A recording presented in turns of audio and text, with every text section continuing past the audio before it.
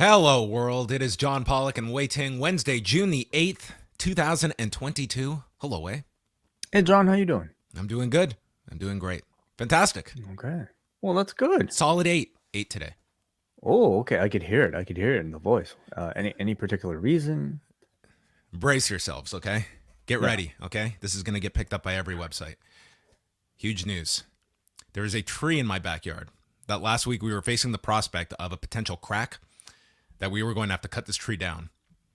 Multiple thousands of dollars to cut this tree down. On top of that, you then have to buy a tree to have planted somewhere else in the city. This is kind of like a You have to pay that? yes, you have to pay that. So it's like, man, that is going to sting. That bill is going to sting. So I did what any person would do. Second opinion, and I am now this might be like Ric Flair going to 40 doctors and he's only going to listen to one. But our second opinion, a much better prognosis, doesn't even believe there is a damage to the tree. Okay, great. It's Fantastic. salvageable, Okay. and there's no imminent danger. So, given that this one does not come with multiple thousands of dollars, I feel confident. He also explained why. So. The crack may not have, in fact, been a crack to the tree. So, Ooh. Wai, as a fellow homeowner, I hope that you can appreciate this news. Yeah, I mean, trees are wonderful, of course. They're great to They're look at. big, though, and they just provide- grow and grow and grow. And this thing is like, dude, I feel like I'm going to like end up in Narnia when I go through this thing every time. Yeah. They could certainly be a nuisance, especially in the fall, having to clean up after them, or a danger, like in the case of a thunderstorm or something like that. Yeah. So, I'm glad The sap that comes down, like Sap, you. yeah. I mean, I haven't seen this much sap drop since Bob was fighting regularly. It's like an unbelievable amount that is just dropped on us underneath this tree. So, anyway, might do some cutting of the tree, but it looks You like gonna we do don't that have- yourself? Are you kidding me? No, that's what this guy's gonna do. Okay, got So it. anyway, much better prognosis today. So that's it. Good. That's all I have to share. I mean, that's Any, that's all it takes for John to have an 8 out of 10 day is some good news. I'm for not his a hard person pocketbook. to impress. Okay, Yeah. save No, me a that's couple good. bucks here. I'm golden. Anything comparable in your life, Wai? I mean, I'm having a good day in general. Had a nice little coffee myself, had some breakfast, and yeah. What do you have for breakfast? I had some avocado toast today. Oh, wow. Yeah. It's very new age of you. Avocados? I Yeah. guess. Yeah. Did they not have Avocados are avocado? great. I love avocados. Did they not have avocados back in I don't know, the 1990s? I feel it is a this decade phenomenon. Avocados, like they've always existed, but I think they're really going through their drive to survive boom this decade. Right. We are in the avocado age, I suppose. Yeah. I'm a big water drinker in the morning. Maybe a bagel. Simple. Simple. To the point. Yeah. All right, which is what we're going to do now. Before we dive into the news, we have a brand new edition of Talk that everyone is talking about. Volume 5 of myself and Mr. Ting. There he is. And you will notice the baby blue color pattern for this month. Very nice. And Wai and I chatting for over 90 minutes about life, about changes to the site and schedule coming up this summer that we'll spend some time in the coming weeks addressing, and what we have planned for the summer. Wai drops a bombshell on me, and then we also get into F1 chat as per usual. So a lot. Everyone always seems to enjoy these shows where we kind of let our non-existent hair down and shoot the shit, as the kids say. That is it. Yeah. I mean, I want to thank everybody who sent a nice comment about the show and just about everything in general. So much appreciated, everybody. Yes. So there you go. That is up for Post Wrestling Cafe members. If you are a member of the cafe, or you're just about to jump in, but you're not quite sure, well, if Talk doesn't do it for you, MCU Later is back on Thursday night. Ms. Marvel kicks off. It is one episode released this week. I believe it just came out last night. Ooh, Or okay. This morning, technically. Yeah. Okay, so Wai and WH will be chatting about that on Thursday night for patrons. Friday night, we will be live at 11 Eastern with Rewind to SmackDown with your reviews of SmackDown and Rampage. And for free this weekend, UFC 275 post show on Saturday with Phil and Eric, our 1-2 MMA punch, as they will be live here on the channel right after 275 in Singapore, which is going to be in the regular North American time. So that means that the first fight in Singapore will be taking place at 6:30 a.m. local time. Oh my, wow. Okay, that's crazy. Yeah, 12-hour difference. I mean, are they going to draw much of a crowd at 6:30? It would be really interesting to go. It's sold out. The arena is sold out that they have stated. Can you imagine driving that early to watch MMA that early in the morning? Wow. Dana White is doing a ton of promotion for this, and he was on Pat McAfee's show yesterday, I think it was. They actually had an interesting discussion, and like Pat McAfee brought up like the Saudi Arabia backed golf league that is coming in to essentially compete with the PGA. And it got into this discussion of like going to different countries. Like Dana, does it ever become a factor of working with, countries that may have like troubling histories or practices? Hey, F1 and a lot of their deals. I mean, I they're think in Azerbaijan this week. Yes. Yeah, certainly. Dana White, as Dana White would probably state, says, you know what? There's a lot of countries out there that do mean things to one another, and that's just life. And as a business, if you're boycotting these things, you'll go out of business. He is not too concerned about it. But then on a funnier note, they brought up that they're going to Paris, France. And Pat was all excited about this. And Dana's like, you should come to the show. It's like, when is it? September 3rd. He's like, oh, isn't that opening weekend for the NFL? It's like, no, that's the next weekend. We're in. We're all going. And that is the day of Clash at the Castle, which I can probably imagine Pat had no clue coincides with this event in Paris, France. But Pat McAfee has likely double booked himself, assuming he is on that Cardiff, Wales event. Yeah, it's always kind of awkward when somebody invites you, you think you're free. He should probably have checked his calendar on his iPhone or something. Right. All right, let's get into the other news items. So there was a AP story on AEW's 3rd anniversary with comments from various talent, and speaking with Tony Khan, the most newsworthy part of this article was the updated figures for Double or Nothing, citing a $1.1 million gate, according to Tony Khan, for the show at the T-Mobile Arena, and estimating 155,000 pay-per-view buys. So let's stress that this is an estimate. It's probably still some time before they will have a lockdown number. But 155,000 would put it ahead of what Full Gear finished at last November, and at least about 10,000, give or take, buys below Revolution back in March, which is also still an estimate. If you want to go check out WrestleNomics AEW pay-per-view buys, just go search that. They have it all charted. But this would be, again, above Full Gear and below Revolution based on the data we have. How do you view that number, Wade? This is CM Punk going for the championship, but it was also going against Game 7 of Miami and Boston, which did an insane number of males 18 to 49, which you think would have an impact more on your AEW audience. How do you view this number if it finishes in this range? I feel like compared to Revolution, maybe some of us were expecting a bit more than that, or at least, slightly above that range, just given the fact that it's CM Punk headlining the show rather than just being a part of it. And maybe just the idea of, wanting to see consistent growth through the periods. But I would say this kind of tells me like that the basketball game perhaps played a much bigger factor than maybe I had expected, and that maybe Tony Khan was onto something when he decided to stack this card to delay it up until that point.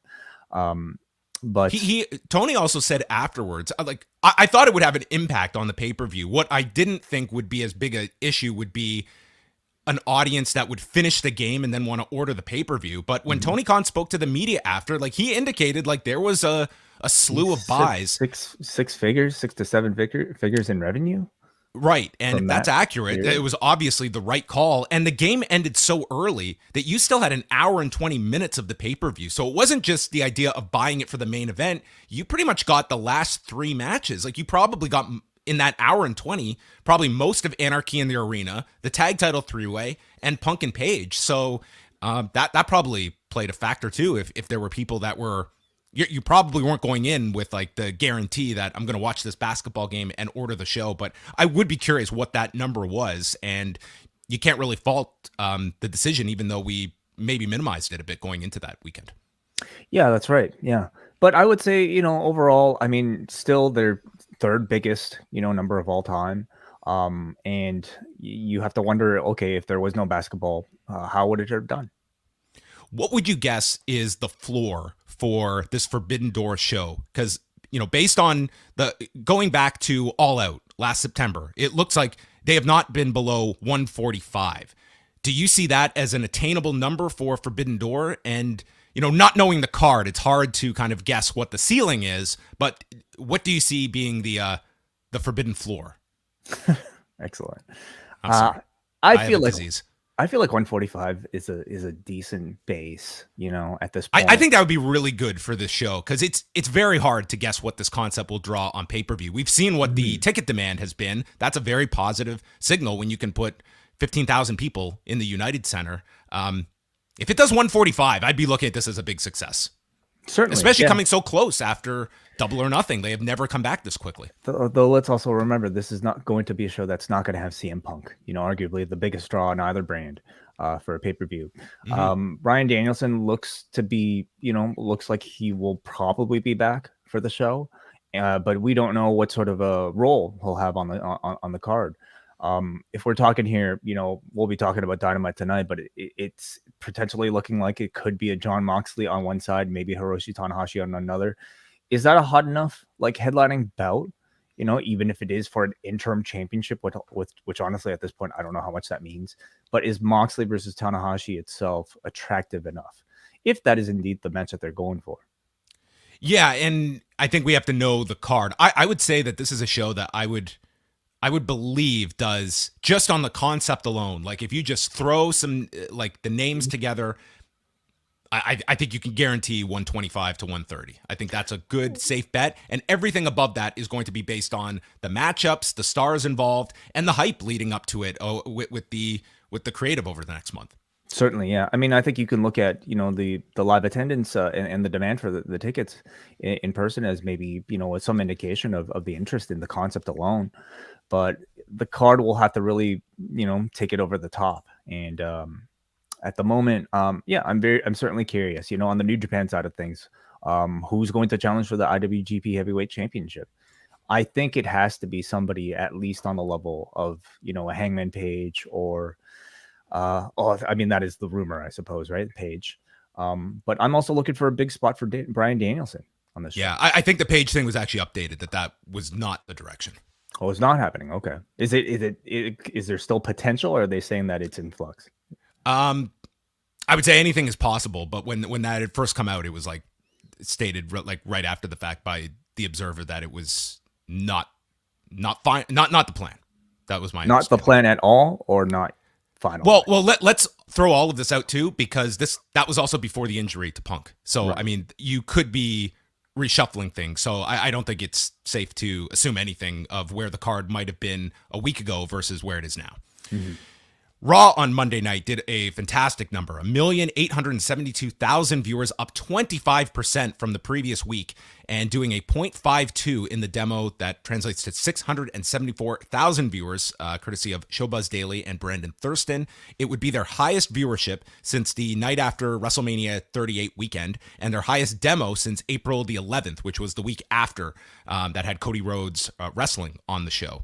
So they started off with 1,948,000 viewers and a 0.51 in the demo, including Cody opening the show. They grew in the demo to a 0.54 in hour 2, and in hour 3, still almost 1.8 million viewers and maintaining a 0.5 in the demo. So the third hour loss was much less than typical. They fell 9% in viewers, only 2% in the demo, and there were several areas, including 18 to 34, that grew from hour 1 to hour 3. So I would say that I think that there was buzz coming off of the pay-per-view, certainly attached to Cody, but the Cody stuff was done by 8:30, and that did not turn people off. I think maybe some of the teasing a new member for Judgment Day had some intrigue of sticking around. Whatever it was, they were also against a less watched NHL game than last week. So they had no NBA competition. That was good, but they were still against the NHL, which finished number 1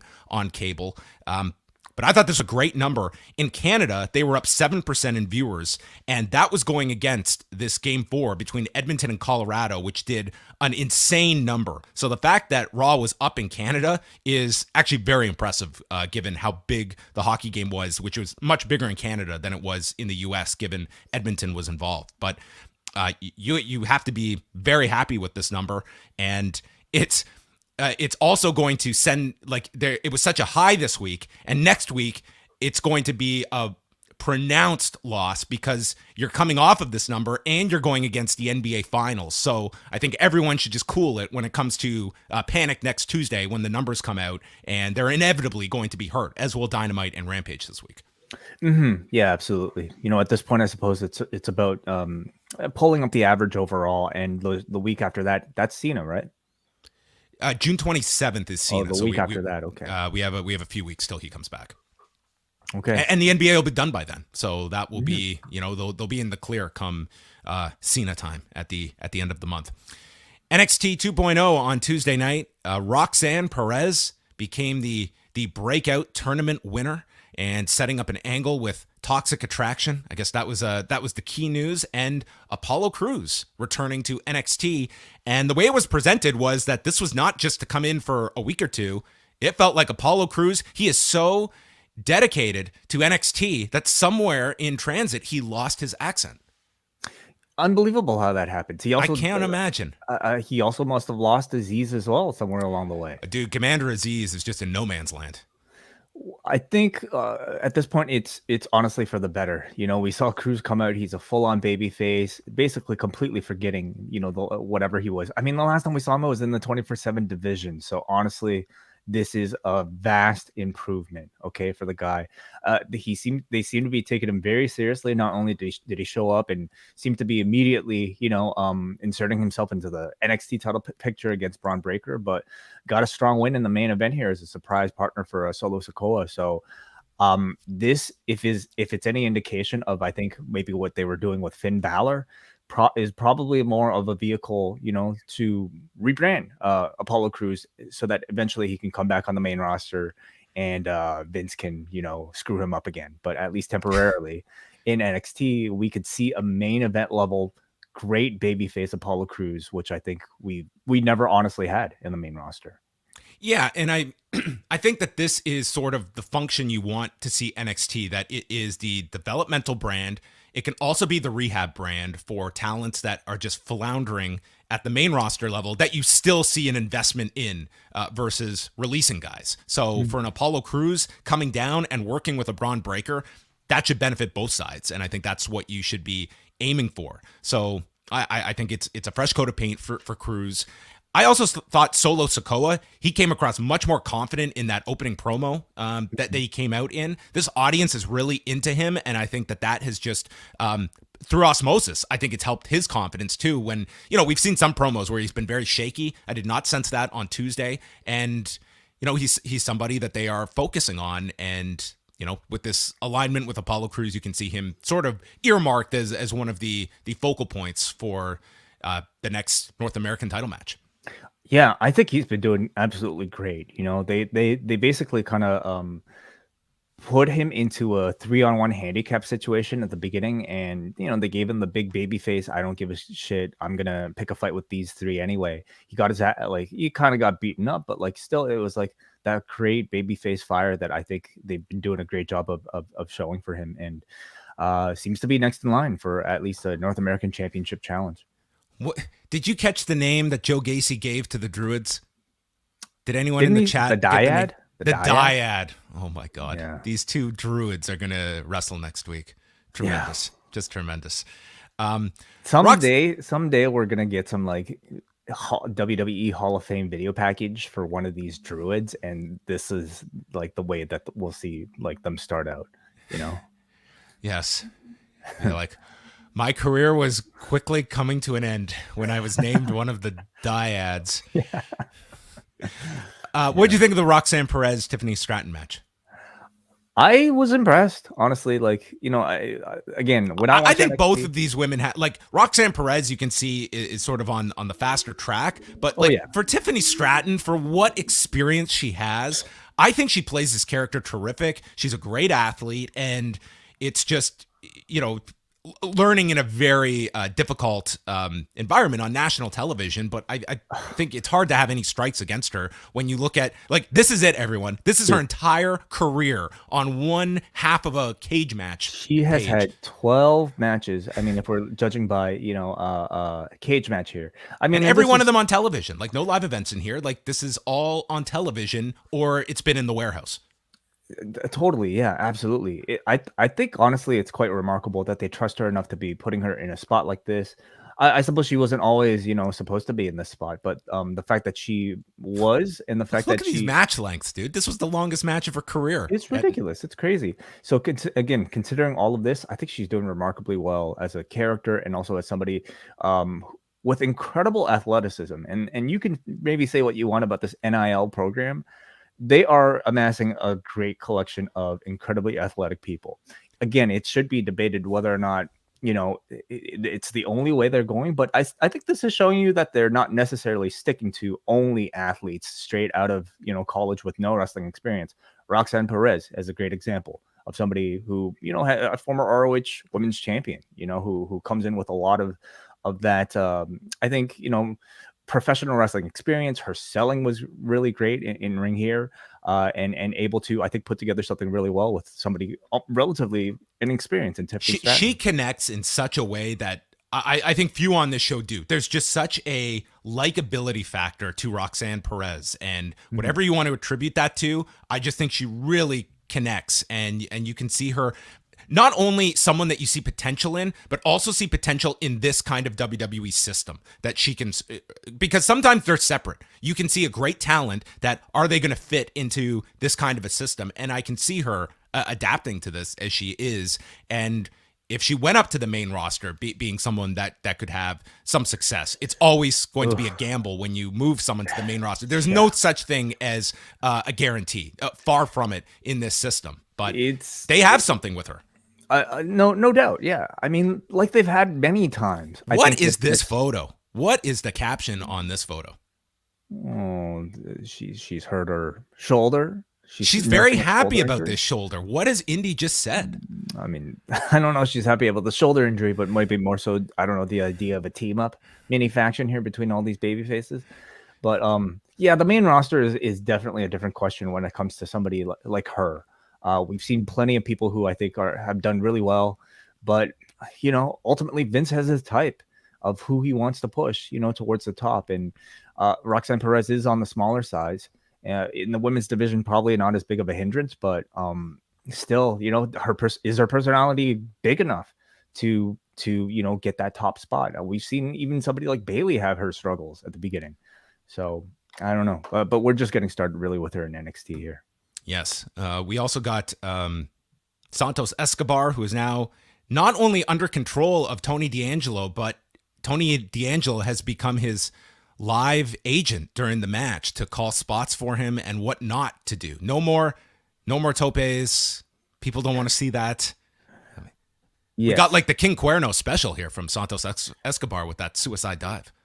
I found it pretty interesting, actually. Like, I think it's a great way of taking this feud. Really, the two factions I think fit together perfectly, and to have one suddenly be slave to another, I find it really interesting. And clearly, they're starting to turn Escobar babyface. You know, he refused to use the crowbar here. Crowd in the CWC is already really behind him as this sort of, like, you know, oppressed former leader, you know, having to just he makes some incredibly great facial expressions, you know, of outrage at the disrespect coming to him, a Don himself from Tony D'Angelo.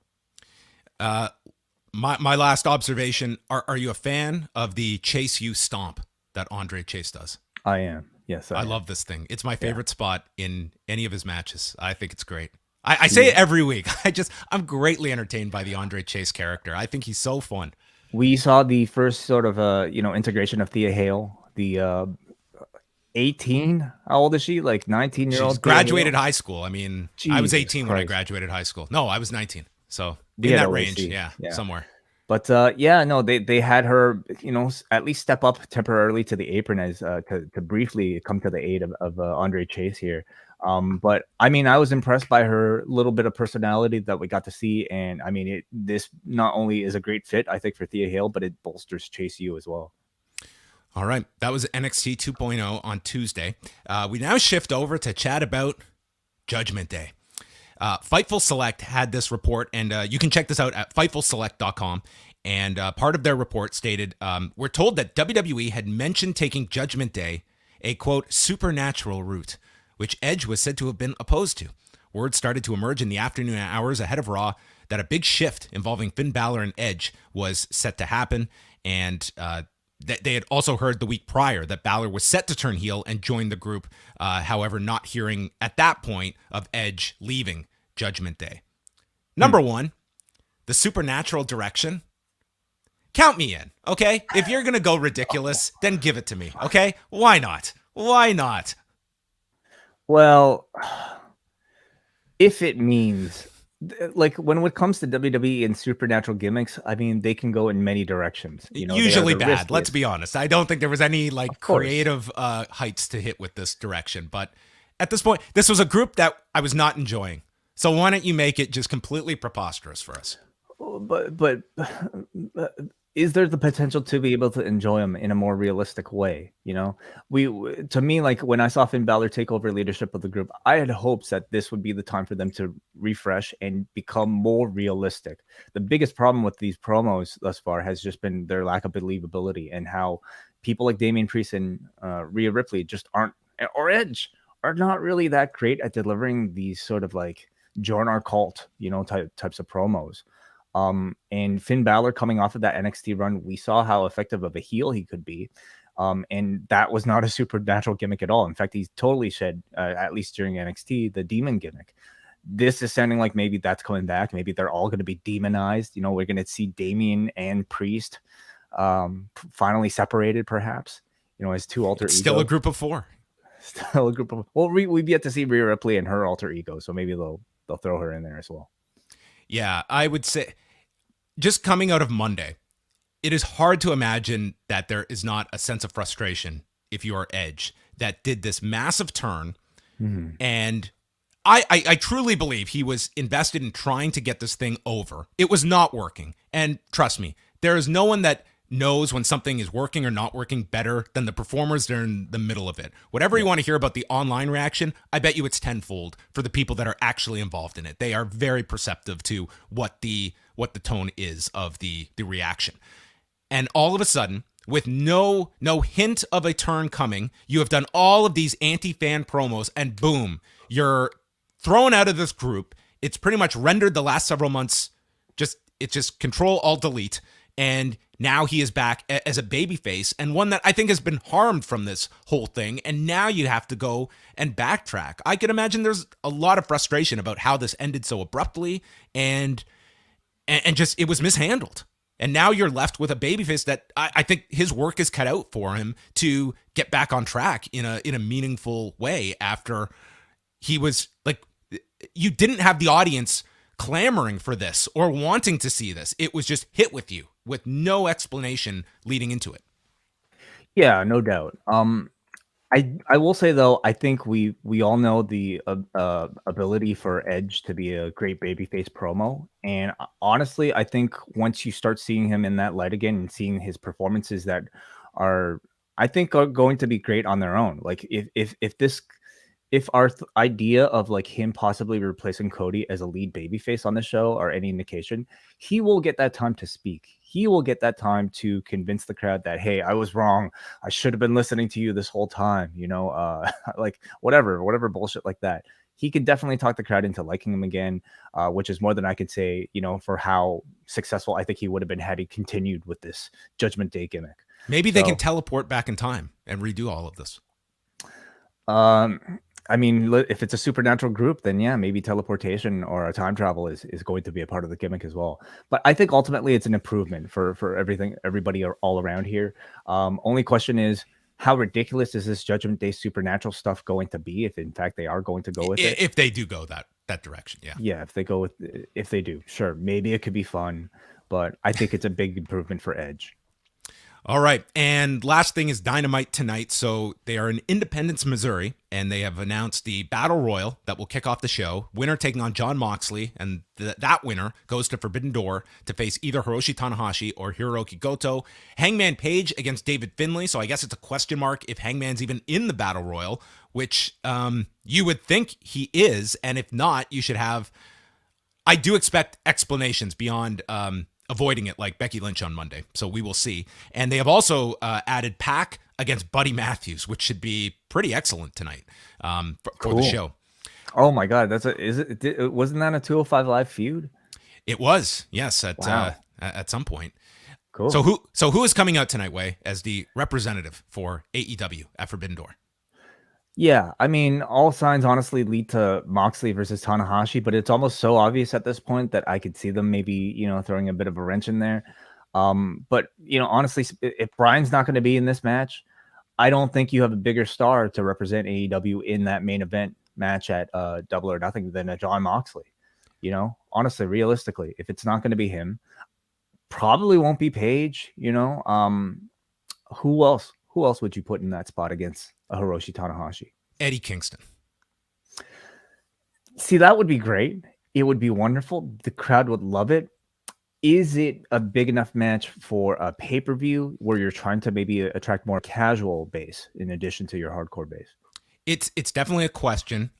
Not knowing who's in the Battle Royal, it's kind of hard to handicap this, but I do like the idea of doing Moxley and Kingston, and this is like me, because I kind of outlined my idea for Danielson, but that's probably not in the cards for tonight if he's unavailable. Mm-hmm. So I could see if Kingston wins the Battle Royal, you could at least do that match tonight. And I don't think there's a wrong pick. If you want to go with Moxley, there is, the history of him wanting this Tanahashi match, or Goto, I guess, gets his revenge for the G1 in 2019. I mean, ultimately, yes. No, that would be an awful decision if they put Goto like that. That's just a horrible idea. Just not knowing who's in the Battle Royal, like Kingston, I just see there being like there's something there that I would be that is worth exploring, but there may also be the hesitation, and Moxley seems like I will say though, like it does set it up where it's like Moxley does get like the easier path here tonight if he just beats the Battle Royal winner. But he's also the number one contender. So that's just the justification there, right? I mean, why is Goto in this? That's the better question, right? There's no explanation. The explanation is, hey, we had to scramble to create something at the last minute, and Goto and Tanahashi was probably the match we were going to make at Dominion anyway. So that's really it. But they do have their work cut out for them tonight, because like Wardlow should be a big part of the Battle Royal. You should have... And who is not going to be available? Like if you think Danielson is not available, Scorpio Sky is dealing with that injury that he mentioned. Adam Cole and Jeff Hardy were removed last week from the 10-man tag. Like you are down some key names that you're not expecting tonight, and then you're reliant upon your Jerichos, your Kingstons. Do we even know how many people are going to be in this Battle Royal? They've stated nothing. We don't know anything now for this Battle Royal. So it could just be like, honestly, like a full roster. It could be 30 men in there. And, at 30 men, I don't know if there's necessarily a rhyme or reason needed, for to justify every single person that's in there. I'm saying you have to justify like how you eliminate a Wardlow and just the handling. Wardlow is very important. Last Wednesday, to me, was a big step back. So I mean, I think a Battle Royal presents a perfect opportunity. As we know, like for big men, they're typically the ones to get the most shine. I mean, they're not always the ones to win it, but somebody like Wardlow should have that big spot in there where he eliminates everybody and then maybe just ultimately succumbs to whoever the person is. Or he could win it. Like it could be Wardlow versus Moxley at the main event here. Yeah, I would say it's not out of the realm of possibility. I am curious to see like what they can do, because I think like there is interest in this whole how they deal with the chaos of the injury and the fallout from it. But going against the finals tonight, it's just a tough night that they have competition wise. But that is coming up tonight, 8 Eastern, and then we will be live at 10 immediately after Dynamite here on the channel with Rewind to Dynamite, as we will be chatting hopefully a super plan that they have laid out for tonight's show.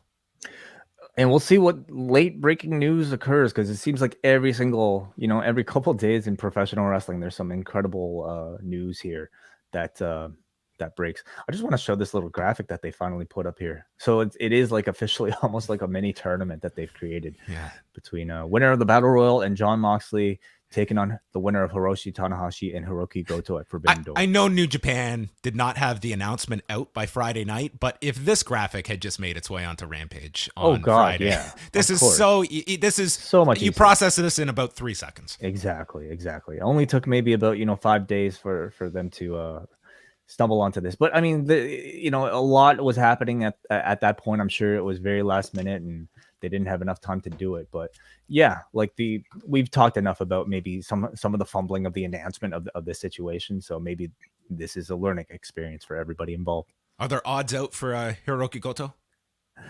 I have not looked. I don't know. I don't know if Vegas is looking at Dominion. Could you just imagine this guy prevails in Chicago and then he sits cross-legged in the middle of the ring and just says, Goto sleep. Goto's fantastic. I'd love to hear the Goto pipe bomb. Everybody's counting him out. There's a groundswell of movement, I'm sure, that's out there to want to see Goto become AEW interim champion. Oh man, it's like step aside, Tony Khan. I have some words for Obari. Yes, that is right. We have a couple super chats here, and thank you everybody. If you guys tune in live at youtube.com/postwrestling, always appreciate your super chats to help us grow the channel and grow the network. And don't forget to please like and subscribe the channel as well on YouTube.